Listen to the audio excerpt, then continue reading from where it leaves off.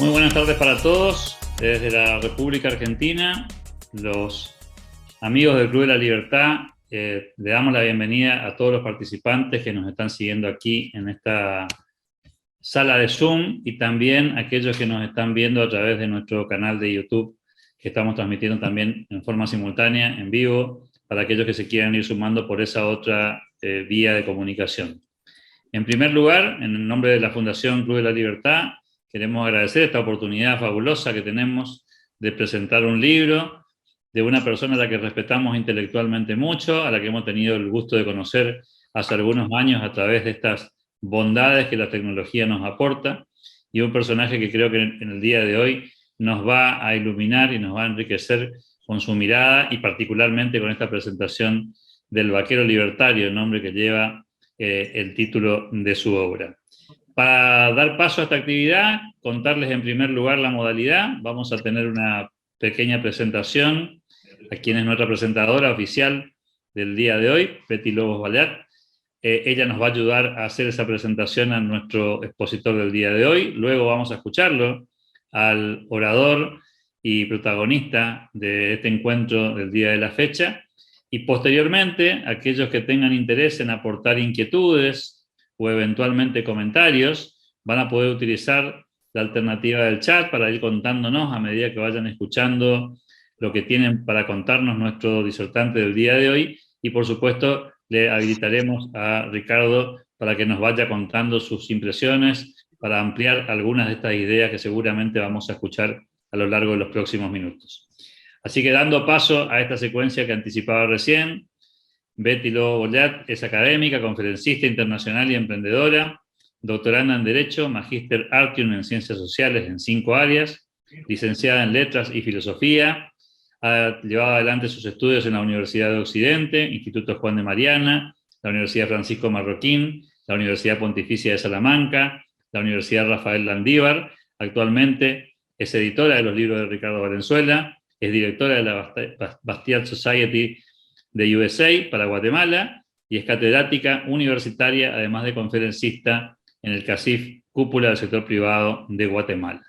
Así que las dejo entonces con Beatriz para que ella nos cuente de qué se trata este evento del día de hoy. Muchísimas gracias, Alberto. En primer lugar, me siento halagada, honrada de hacer la presentación del gran Ricardo Valenzuela.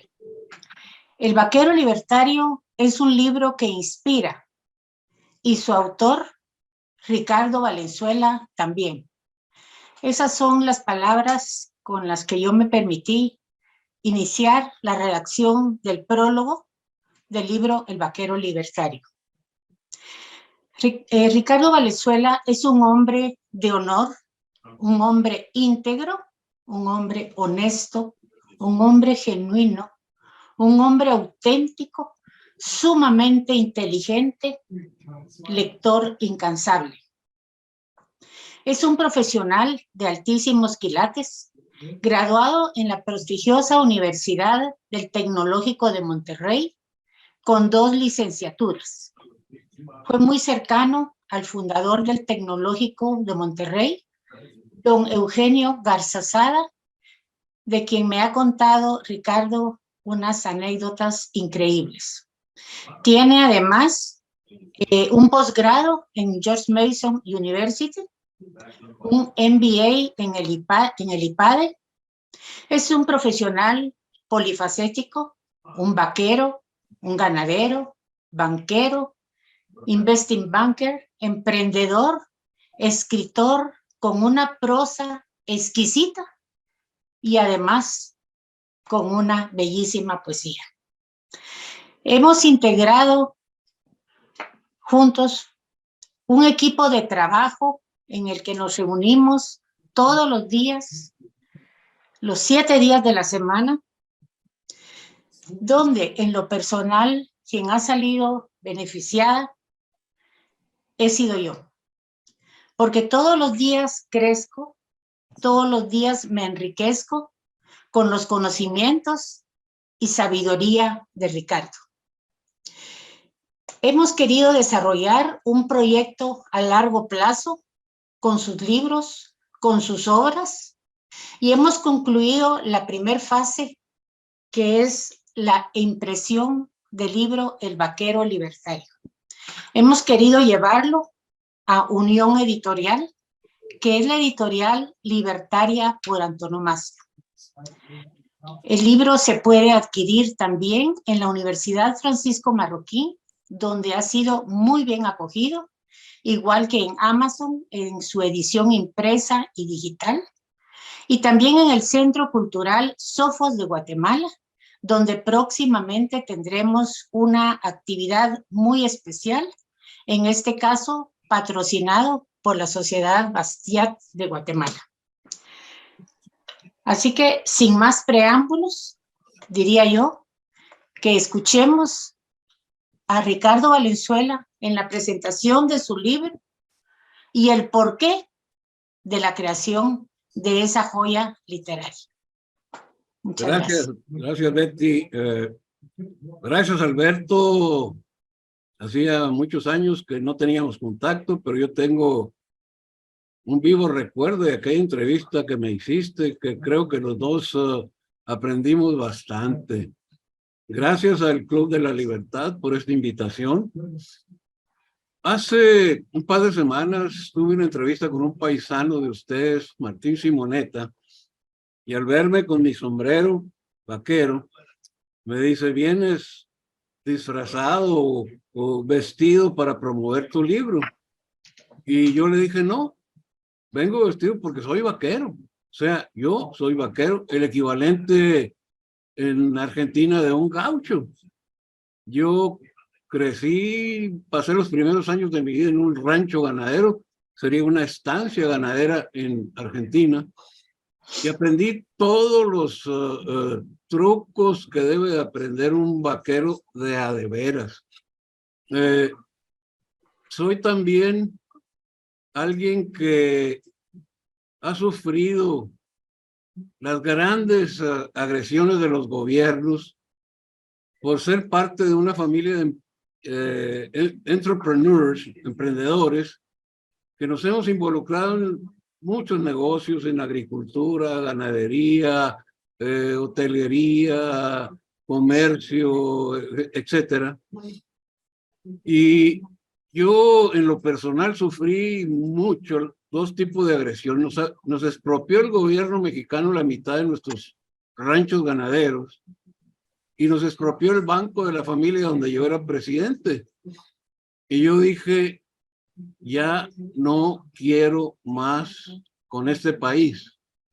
Y decidí venirme a Estados Unidos, no de una manera ya definitiva, sino guardando dos direcciones, una en México y otra en Estados Unidos. Llegando aquí, me tocó ver un debate, porque yo venía muy dolido, y yo dije, voy a inventar un sistema nuevo, que no sea capitalismo, que no me gusta, el capitalismo que había aprendido en México, ¿no? Y mucho menos socialismo, que nunca me ha gustado.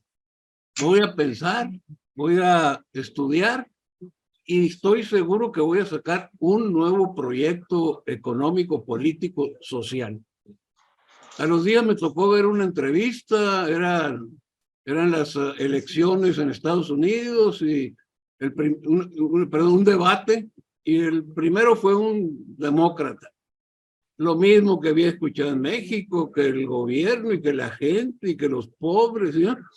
Yo dije, pasa el republicano, y un poquito más interesante, pero nada del otro mundo. Tanto que no me detuvo para levantarme por otra cerveza, que ya me estaba enfadando, ya me estaba aburriendo. Y había otro que iba a hablar de un tal partido libertarian. Y yo dije, este es el comunista. Y empieza el libertarian y dice, nosotros no queremos nada del gobierno.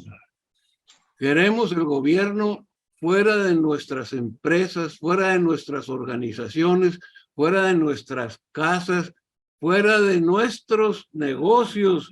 Queremos una economía libre, queremos comercio internacional libre, queremos, en pocas palabras, el gobierno fuera de nuestras espaldas. Queremos que los Estados Unidos regrese a lo que fue el diseño de los padres fundadores. Queremos comercio con todo el mundo, sociedad con nadie. Y yo dije, este pelotudo, como dicen ustedes por allá en Argentina, me robó la idea. Eso es lo que yo quería inventar. Y dice, ¿qué es esto? Y en eso me puse a leer qué era lo que era Ron Paul, a quien yo había visto. Me comuniqué con él, me explicó, me dijo, mira, ustedes en América Latina, el capitalismo de ustedes es todo con el gobierno. Entonces hay que aprender a vivir sin el gobierno. Ahí comencé yo mi verdadera transformación y lo tomé como un proyecto de vida, pero yo dije, no basta con yo desarrollarme, yo informarme, yo aprender tanto, escribir tanto. Debo de hacer algo para contribuir a que las sociedades de México y América Latina cambien. Debo de seguir un camino en el cual yo pueda demostrar a la gente que se puede ser emprendedor sin necesidad de colgarse del gobierno, sin necesidad de pedir subsidios y tratamientos especiales, cosas por el estilo. Y es lo que yo he hecho durante toda mi vida, porque yo soy un emprendedor. Mi libro, yo decidí escribir este libro porque yo lo llamo el caballo de Troya. Yo creo que estamos viviendo una etapa muy, muy difícil, muy grave en estos momentos. Y el problema más grande que yo veo es la ignorancia de la mayoría de la gente que no sabe lo que está sucediendo. Decía el eterno director del FBI, Edgar Hoover, el mejor escudo que tienen las gentes que están queriendo lograr el control del mundo es lo increíble de las cosas que están haciendo. Porque cuando el hombre se enfrenta a un evento tan horroroso como los que están sucediendo, de inmediato dice, no, conspiraciones, ¿no? Entonces ahorita estamos viviendo conspiraciones, pero no son conspiraciones, ¿no? Es cierto lo que está sucediendo. Entonces el libro, como caballo de Troya, yo dije, no va a haber quien deje una telenovela, un partido de fútbol para leer La riqueza de las naciones o La acción humana de Mises, Ruta hacia la servidumbre de Hayek. Entonces yo necesito escribir algo que sea atractivo para esa gente, que sea una película de John Wayne, de Clint Eastwood, y en el transcurso ir volando las ideas liberales, libertarias. Entonces el libro lo escribí y es la historia de una familia española que llegó a Estados Unidos en el siglo XVIII y llegaron ellos con una mentalidad libertaria porque les había tocado vivir la época ya consecuencia de los curas de la escuela de Salamanca, y ellos decidieron hacer un gran emporio con las mismas ideas que ellos habían aprendido de los curas de la escuela de Salamanca. El rey de España les había dado una concesión de miles y miles de hectáreas y ellos se dedicaron a desarrollar una serie de negocios que fueron ganaderos, que fueron agrícolas, después fueron bancos, bancos comerciales, bancos de inversión, exportaciones internacionales, siempre guardando esa autonomía, esa individualidad sin colgarse del gobierno. Obviamente que les tocó vivir pues épocas muy interesantes, la independencia de Estados Unidos, que ellos lo veían de cerca porque todavía era la Nueva España, pero vieron la Declaración de Independencia de Jefferson, que dijo un gobierno que se dedique a únicamente a proteger los derechos naturales del individuo, derecho a la vida, a la libertad y a la búsqueda de la felicidad. Punto, no más. Un gobierno que no sea intruso, un gobierno pequeño. Ellos se inspiraron con eso y luego les tocó ver lo que había sucedido en Francia con la Revolución Francesa, que les entregó a Napoleón. Sus parientes en España habían vivido también la mano de Napoleón cuando mandó a su hermano de rey de España, cómo hicieron a un lado la Constitución de Cádiz, cómo reestructuraron todo para traer de vuelta a Fernando VII. Les tocó ver también cuando se llevó a cabo el Congreso de Verona, que fue un congreso donde se decidió destruir a los Estados Unidos porque era el máximo peligro que veían las monarquías de Europa. O sea, un país que había nacido rechazando las monarquías, con economía libre, una república comercial, como decía Jefferson. Entonces decidieron destruir a Estados Unidos. De hecho, lo invadieron en 1815 por ahí, desde Canadá. Llegaron hasta Washington, destruyeron toda la ciudad, pero no pudieron con esos guerreros que estaban ya infectados por el germen de la libertad. Les tocó todo eso. Después les tocó ver la guerra civil. Se dieron cuenta que no era la esclavitud lo que estaba de por medio. Se dieron cuenta que era el norte del sur, norte socialista contra el sur libertario, que le costó a Estados Unidos cerca de 1 millón de vidas. ¿Para qué? La esclavitud estaba por resolverse porque ya había un problema de desempleo de los blancos en todo el sur. Les tocó la Primera Guerra Mundial y ellos con mucha habilidad se dieron cuenta que había el famoso grupo que hoy le llaman el Estado Profundo. Yo le llamo los globalistas diabólicos, que ya estaban metiendo sus manos en todos lados. Lo metieron en la guerra civil, después la metieron en la independencia de México, la metieron en la Primera Guerra Mundial. Sin embargo, estas gentes nunca se apartaron de su objetivo, desarrollar un grupo empresarial exitoso, sin colgajos con el gobierno. Desarrollaron bancos, compraron ranchos ganaderos en Sonora, en Chihuahua, desarrollaron mercadotecnia para mandar su ganado a lugares como Chicago, Nueva York. Abrieron oficinas del banco en Londres.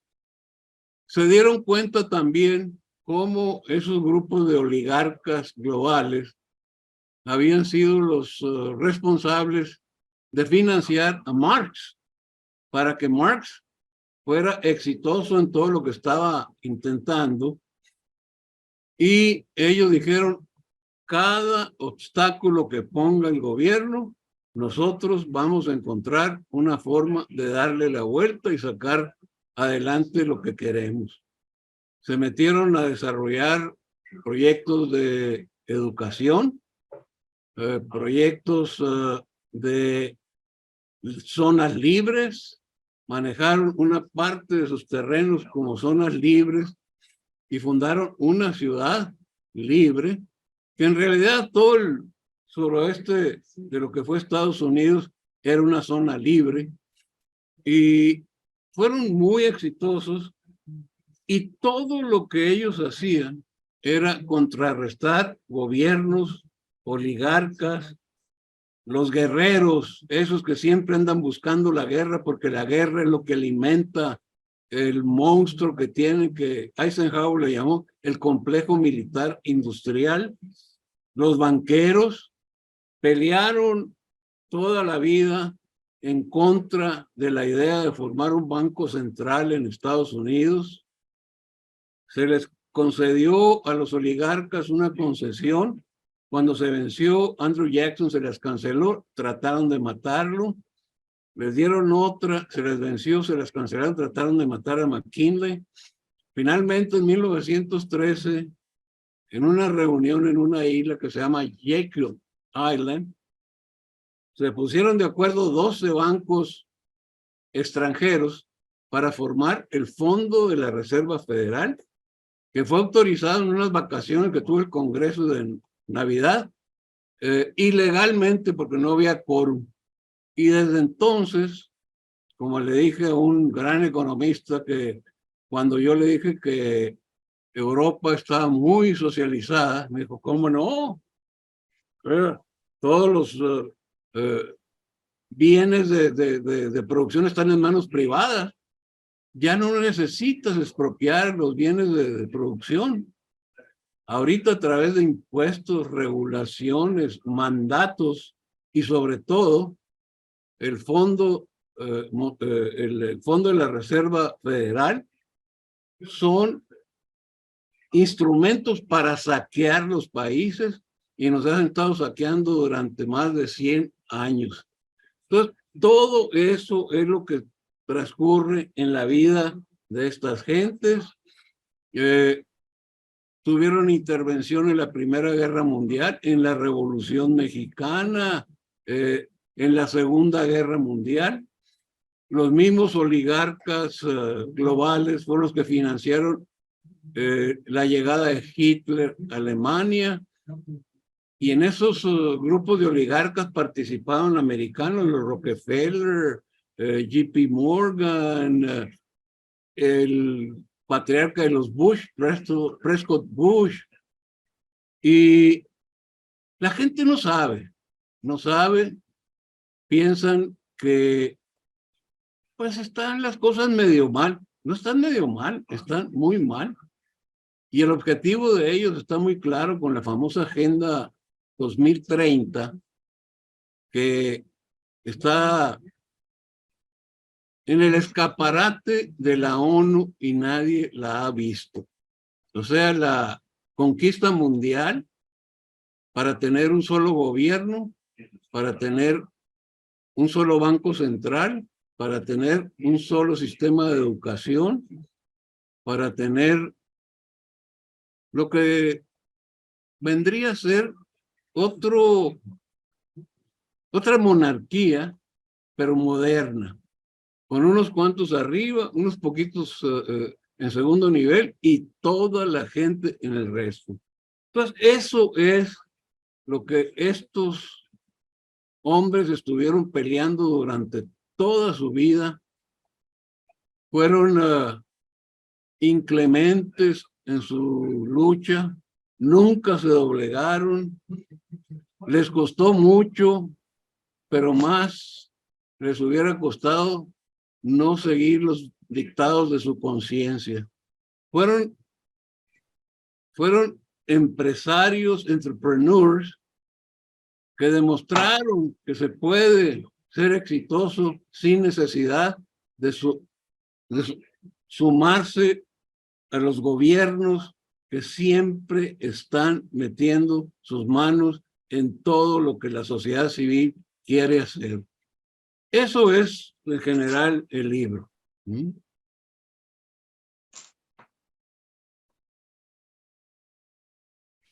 Muy bien, Ricardo. Abrimos, como dijimos, la posibilidad de que puedan hacer preguntas aquí en el chat, así podemos intercambiar algunas ideas más con Ricardo. A mí me gustaría poner un primer puntapié, si me permitís, Ricardo, como primer pregunta, que tiene que ver con este espíritu que, por lo que contaste, era una especie de paso a paso, ¿no? Como que estabas en una búsqueda y esa búsqueda de respuestas se encontró de alguna manera cruzándote con conceptos y cruzándote con personas que de alguna manera te orientaron. ¿En algún momento de ese recorrido sentiste que estaba completo el escenario, que no te faltaban argumentos, respuestas a tus propias inquietudes, o seguís sintiendo que es una tarea que hay que seguir trabajándola puertas adentro de uno mismo? Bueno, mira, Alberto, sí, hubo un momento que yo dije, por fin, llegué, ¿no? ¿Qué te diré? Con la vista nublada, digamos, porque la vista te la nublan las famosas armas silenciosas de estos oligarcas, ¿no? Yo pensé, oye, México ya está en un tratado de libre comercio con Estados Unidos, con Canadá. Mi segundo despertar fue haberme reencontrado con Donald Trump, porque yo lo conocí hace más de 30 años en una visita que él hizo a Tucson. Y cambié totalmente la impresión que yo tenía de él. Yo pensaba que era un tipo superficial, que era un tipo arrogante, y me invitaron a una cena donde éramos 5 nada más con él. Hace mucho de eso, ¿no? Y me di cuenta de que era completamente diferente. En aquella época yo iba mucho a Nueva York porque estaba haciendo operaciones de investment banking. Lo vi varias veces. Y cuando anunció que quería ser presidente, yo tuve muchas dudas. Pero cuando Arthur Laffer aceptó ser su asesor económico, dije, aquí hay algo interesante. Arthur Laffer es muy amigo mío, lo conozco desde hace muchos años, Supply Side Economics. A mí, Trump me despertó para ver que los acuerdos de libre comercio por todo el mundo no son más que sistemas de saqueo para los países. Me hizo entender que fue un grave error el hacer a un lado a 10 millones de pequeños empresarios, agricultores pequeños, rancheros pequeños, porque podían manufacturar sus productos en otros países, en China, en México, ¿no? Y la gente iba a tener productos más baratos. Pero no pensaron que esos 10 millones que habían dejado desempleados ya no serían demandantes, ya no pagarían impuestos, ya no estarían buscando cómo sobrevivir. Y se dieron cuenta, vamos poniendo las cosas en su papel, que no era tan interesante como ellos pensaban. Ahora, yo no digo que Donald Trump es libertario. Lo que yo digo que es un hombre eficiente, que tomó un país en shambles, como dicen los gringos, y a los 2 años tenía una economía creciendo al 4.5%, el desempleo a nivel récord, etcétera. Entonces, me hizo recapacitar y en estos momentos yo tengo una idea completamente diferente a la que yo me había formado. Yo llegué a un punto que dije, yo soy anarquista, odio los gobiernos. Ahorita no, yo creo que el gobierno es algo que, como decía Paine, tolerable mientras no llegue a ser el gran monstruo, ¿no? Pero los gobiernos se han vuelto los verdugos de la gente. Necesitamos gobierno para que haya orden, para que haya justicia, pero cada día está más escaso ese orden, esa justicia, ¿no? Entonces yo estoy en un proceso de reflexión. Creo que hay muchos libertarios que se dicen ser libertarios y no son. Hay muchos que son libertarios talibanes, como lo digo yo, que si no se cumple 100% su estilo, nada. Y aquí hay que ser un poco flexibles. Hay que ver qué es lo mejor que se puede hacer, como dicen en el rancho, con las mulas que ya tengo, ¿no? Entonces, eso es lo que estoy haciendo en estos momentos. Excelente, Ricardo. No sé si Betty quiere aportar alguna inquietud. Yo tengo otra más, pero no quiero monopolizar la posibilidad de aprovecharlo a Ricardo. Así que si Betty tiene alguna inquietud, la escuchamos. No, yo prefiero que esas inquietudes vengan de los participantes. Muchas gracias. Perfecto. Le vamos a transmitir una de estos planteos que dice aquí. Miguel dice, las personas estamos muy idiotizadas con el calentamiento.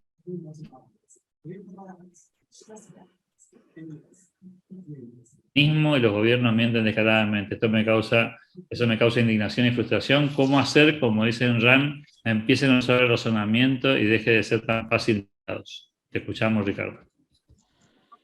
Bueno, yo creo que lo primero que tenemos que hacer es dejar de esperar tanto de los gobiernos y empezar a entender que la responsabilidad es de la sociedad civil. Nos hemos acostumbrado a depender tanto de los gobiernos que pues ahorita ya para todo pensamos el gobierno. El secreto de Estados Unidos fue ese. Fundaron un país rechazando las monarquías, rechazando el monopolio religioso, rechazando el mercantilismo y sobre todo un gobierno pequeño que solamente se dedicara a proteger los derechos individuales a la vida, a la propiedad, a la búsqueda de la felicidad. Y mientras manejaron ese concepto, Estados Unidos en menos de 100 años se convirtió en el país más rico y poderoso del mundo, lo que Inglaterra le había tomado 500 años. Pero ¿qué pasó? Empezaron que el gobierno tiene que encargarse de la educación y que el gobierno tiene... Y eso no fue más que manipulación de esos famosos globalistas, que ellos lo que quieren que el mundo sea socialista, porque es más fácil controlar países socialistas que países en libertad. Entonces, es hora de que nos olvidemos de los gobiernos y pensemos en la sociedad civil. Cuando Tocqueville vino a Estados Unidos, en 1820 por ahí, se quedó impresionado de la sociedad civil, de los grupos que se habían formado en Estados Unidos, tan fuerte, tan latente, que el gobierno ni contaba. pero ahorita el gobierno se ha convertido en la industria más rentable y creciente del mundo y está en manos de unos cuantos. Tenemos aquí otra inquietud, Ricardo, en este caso a través del canal de YouTube del Club de la Libertad, dice Alejandro Chafuen, ¿qué persona independiente, amante de la libertad, Ricardo Valenzuela, el mexicano y ahora también estadounidense, que mejor entiende a Estados Unidos? Muy bien, al Club de la Libertad por recibirlo, y agrega un comentario interesante, dice, mi colega Steve Moore, también del AFER con Trump, si no hubiese habido la conspiración y la mentira de la burocracia y el Deep State, Moore y Laffer hubiesen tenido un rol muy importante con Trump. ¿Qué opina de esto, Ricardo? Bueno, en primer lugar, Alex Chafuen es mi héroe. Un tipo que yo admiro mucho, porque no nada más es un tipo de ideas liberales. Es un tipo muy religioso, pero religioso de a de veras, ¿no? No como los hipócritas mexicanos del X que van y hacen leperada y media durante toda la semana y el domingo van a misa y comulgan. Alex Chafuen es un hombre íntegro, yo lo admiro mucho, en serio.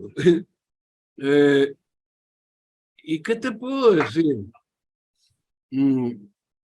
Yo creo que hace falta que hombres como Alex Chafuen, ustedes tienen algunos ahí en Argentina, Ricardo López Murphy, se metan a la política para componerla, no para seguir con lo mismo, ¿no? Hace muchos años andaba yo comprando un rancho por ahí cerca de la frontera y el dueño era un viejito que yo no conocía y nos llevó al rancho.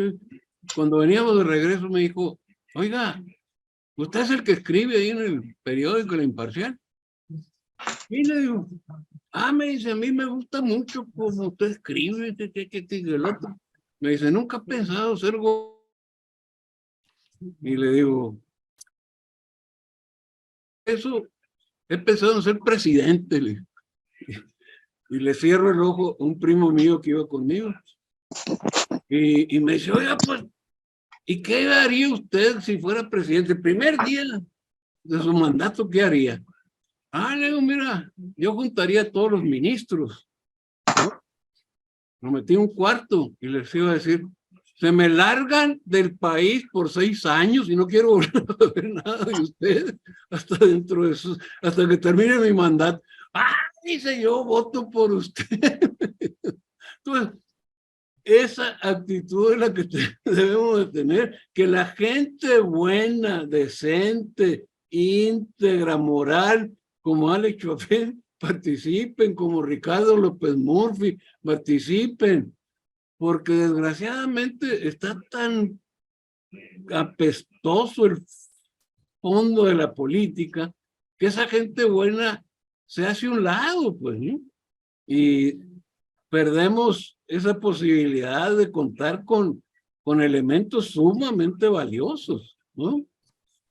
Ahí, Ricardo, bueno, en primer lugar, creo que lo ve en cámara Alex, que veo que Mi también... querido Alex, te mando un saludo y... También veo que tiene un sombrero vaquero ahí. ¿Sí? Ando de vaquero también. Voy a aprovechar para trasladarle algunas inquietudes más, Ricardo. Aprovecho para saludarlo a Alejandro, que siempre nos acompaña en estos eventos, esté en Estados Unidos, en Europa o donde estuviere. Pero aquí Jorge nos dice, ¿cómo ve usted a México, al México de hoy, si piensa que algo cambió desde el momento en el que se decidió radicar en Estados Unidos? México lo veo igual de mal. Hace muchos años yo tomé un entrenamiento, cuando era banquero, tomé un entrenamiento en Bank of America y pasaba una semana al mes en Los Ángeles y en una ocasión me invitaron a una conferencia que daba Milton Friedman y fui. Y el tema era de los problemas que tenían los bancos en todo el mundo. Y en un punto Milton Friedman dice, es que hay bancos que tienen el 70% de su cartera con países que están en bancarrota. Y le dicen, no, a ver, ¿países como cuál? Y dice Milton Friedman, bueno, aquí cerca tenemos dos ejemplos, Brasil y México. ¿No? ¿No? Y en eso se para un tipo ahí que era burócrata de alto nivel. Oiga, me siento ofendido por lo que acaba de decir, que México es un gran problema para los bancos. ¿Qué usted cree que México va a desaparecer? Y le dice Milton Friedman, no, yo no dije que México va a desaparecer. Lo que yo digo es que México va a seguir siempre en esa mediocridad per secula seculorum. O sea, México está igual de fregado que cuando finalmente descubrimos la democracia y tuvimos la oportunidad de votar por nuestros representantes. Decía mi padre que si el día que en México haya democracia, Cantinflas va a ser el presidente de México. Seguimos igual. O sea, y todos los países de América, pues ve los presidentes que tenemos en México, en Venezuela, en Argentina, en Chile, por el amor de Dios. O sea, es una enfermedad eso. Aquí pregunta Cintia, Ricardo, dice, ¿cómo se frena la Agenda 2030? ¿Cómo se qué? ¿Cómo se puede frenar la Agenda 2030? Bueno, la Agenda 2030 es una declaración, ¿qué te diré? Insultante, en la cual desaparece la propiedad privada, ¿no? Bueno, lo resume con una frase que dice, no tendrás nada y serás muy feliz, ¿no? Un solo gobierno mundial, una sola religión, que el satanismo, que es la religión que ellos practican, ¿no? Un solo sistema judicial, un solo sistema educacional, ¿no?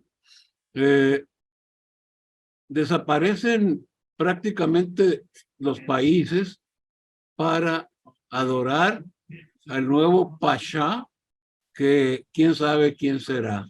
O sea, es la sumisión del mundo ante los oligarcas globalistas que planearon esto desde 1950, cuando tuvieron la primera junta del famoso grupo del Bilderberg.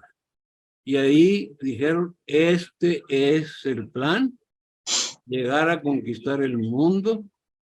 Y las armas silenciosas, la prensa, la televisión, la educación, han estado lavándole el cerebro a la gente durante 70, 80 años, que ya simplemente doblan la cabeza y no hacen nada, ¿no? La Agenda 2030 es simplemente dar nuestras vidas a una nueva burocracia feroz, diabólica. Así, tan sencillo como es. Tenemos otras inquietudes más, voy a tratar de ser breve para tratar de poder cubrir todas las que podamos. Hay un saludo del Club de Fan de Alex Chafuen también, que lo saluda ahí Moira, le hace llegar un mensaje. Y Salma nos dice, ¿usted cree que una sociedad sin gobierno sería posible con tanta dependencia hacia él? ¿O al final se trata de una utopía? Bueno, yo creo que, como dijo Mises, el gobierno debe de existir, pero un gobierno adecuado. O sea, en la Declaración de Independencia de Estados Unidos lo dejaron muy claro. Un gobierno que solamente proteja los derechos individuales a la vida, a la propiedad y a la búsqueda de la felicidad.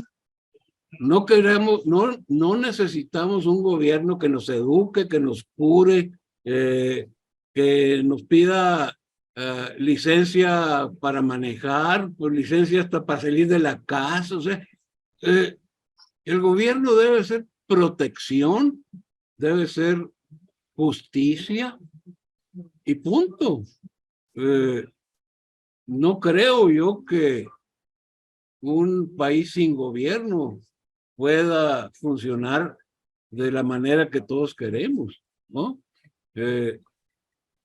Creo que en ese sentido puede ser una utopía, pero sí necesitamos un gobierno pequeño, un gobierno protector y punto.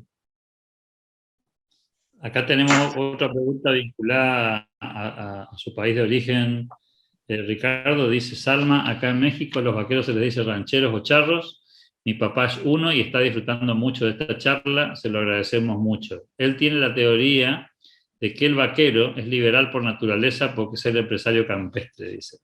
¿Alguna reflexión ahí, Ricardo?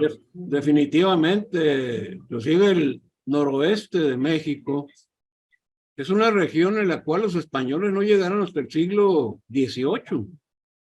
Entonces, mi abuelo, por ejemplo, mi abuelo materno, él tuvo que pelear contra apaches y contra yaquis y no había estructura, no había estructura.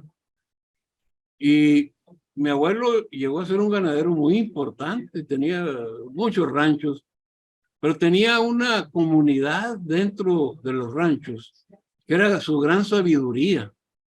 La gente lo adoraba y no necesitaban ir al gobierno para curarse o para consejo o para casa, porque mi abuelo les daba eso, pero se los daba porque lo merecían, ¿no? Entonces, de hecho, la última etapa de la Revolución Mexicana, que fue la etapa liberal, fueron sonorenses los que lo llevaron a cabo. Fueron Adolfo de la Huerta, Álvaro Obregón, Plutarco Elías Calles y un hermano de mi padre que se llamó Gilberto Valenzuela, que fue el que escribió la rebelión de los sonorenses contra el Distrito Federal. O sea, sí, definitivamente todavía el norte de México, los vaqueros de México son liberales, libertarios y no mastican el freno, como dicen ellos. Acá tengo una última inquietud y después le voy a pedir que vaya pensando ya, Betty, si tiene alguna pregunta para el cierre, pero no quiero dejar de transmitirle esta que nos plantea René. Dice, excelente exposición, somos muchos los que adherimos a esta visión y buscamos más difusión, pero la censura de cualquier corriente de pensamiento en esta dirección es implacable para eliminarla de cuanto medio digital o cualquier otro lo intente siquiera plantear. De inmediato nos califican de terraplanistas o antivacunas o simplemente de fanáticos ignorantes. Su opinión, si es tan amable, pregunta René. Bueno, yo creo que cuando se formó el grupo Bilderberg, establecieron lo que fueron sus famosas armas silenciosas. O sea, cómo iban a llegar a controlar a la gente. Y ahí incluyeron televisión, radio, educación, etcétera. Y yo no entiendo por qué todas las nuevas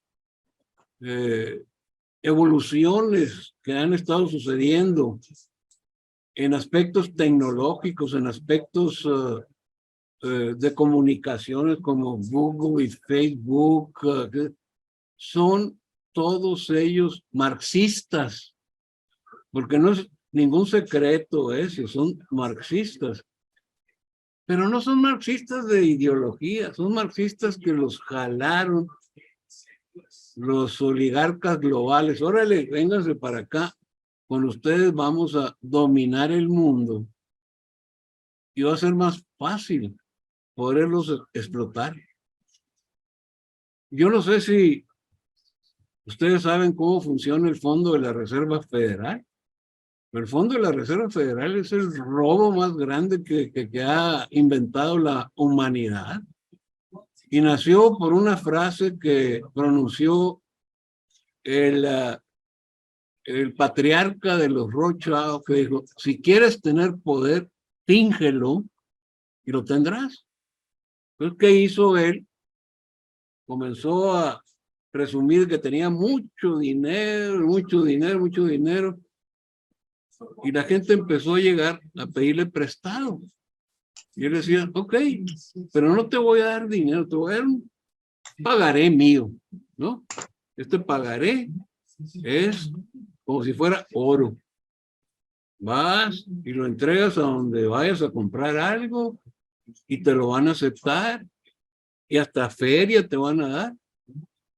Y efectivamente, porque era un pagaré de Rothschild. Siguieron con eso y al rato los países le pedían sus pagarés que no tenían absolutamente ningún respaldo.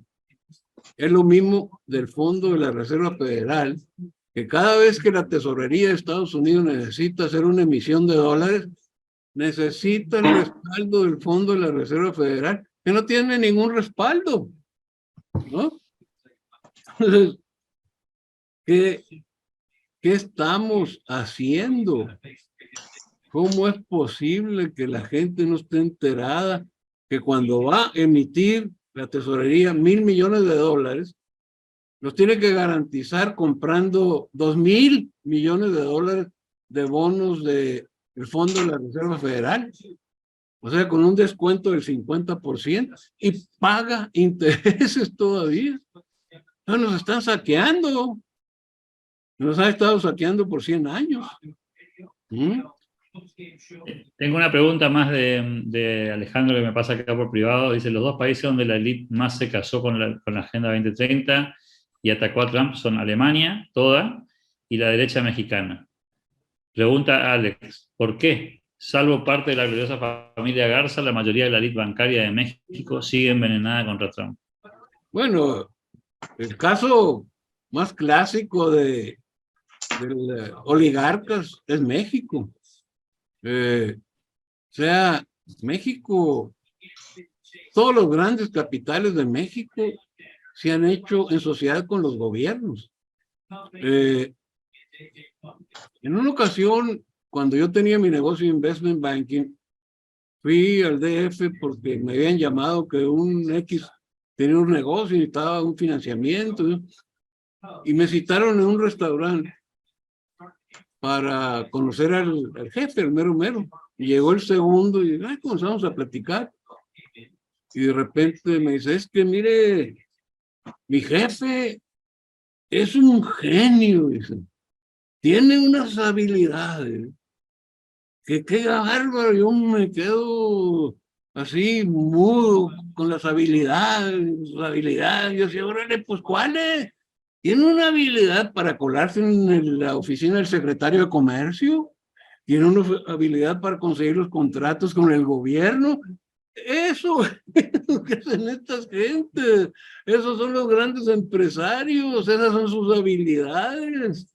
Por el amor de Dios, no hay mercado, no hay nada. O sea, y todas las generaciones nuevas quieren hacer lo mismo, ¿no? Entonces, ¿dónde está la ética, la moral, el sentido de responsabilidad para el futuro? Como decía Waldo Emerson, dejar un futuro mejor al que recibimos. No, les vale pura y ellos quieren esto y mañana averigüen. Y esa es la mecánica que están siguiendo, ¿no? Y Alex la conoce muy bien, la conoce muy bien. Nos quedan unos muy poquitos minutos, Betty. No sé si querés redondear con alguna idea antes de pedirle una conclusión final a Ricardo en esta presentación formal de su libro El Vaquero Libertario. Betty, te escuchamos. Ok, muchísimas gracias, Alberto. Pues aporte final podría ser que, digamos, dentro de los libertarios creemos en en las responsabilidades y no en los derechos.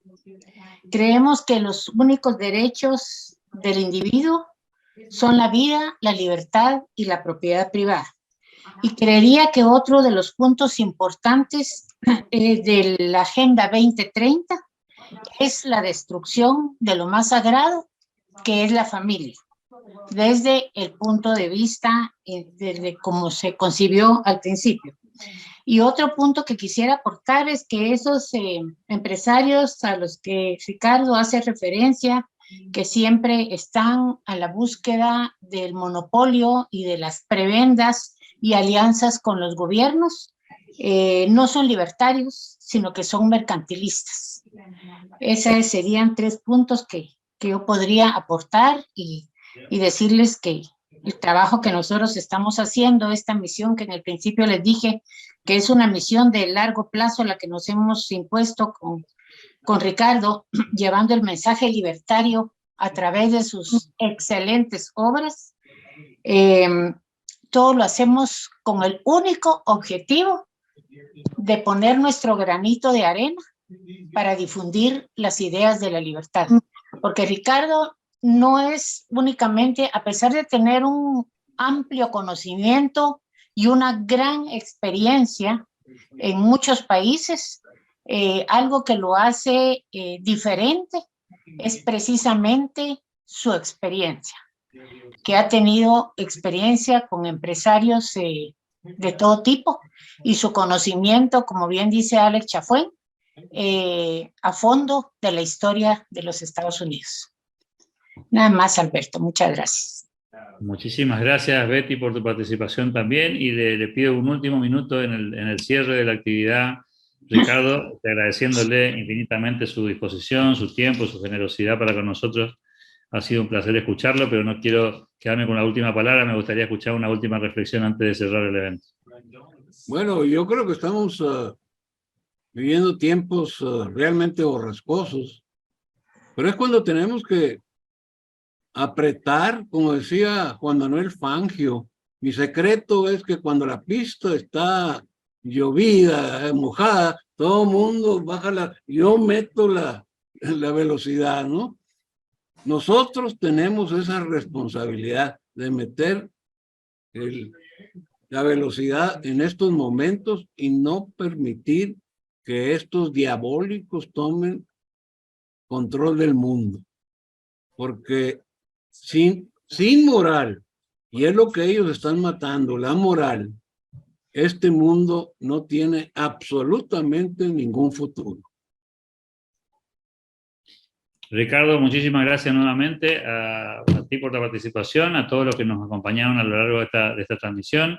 Va a quedar guardada esta presentación en el canal del Club de la Libertad de YouTube, en el que estuvimos transmitiendo durante este encuentro, y ojalá que nos volvamos a reencontrar, aunque sea virtualmente, muy pronto. Ricardo, un saludo desde Argentina y gracias nuevamente por tu tiempo. Gracias a ustedes y ojalá nos veamos muy pronto. Saludos, Alex.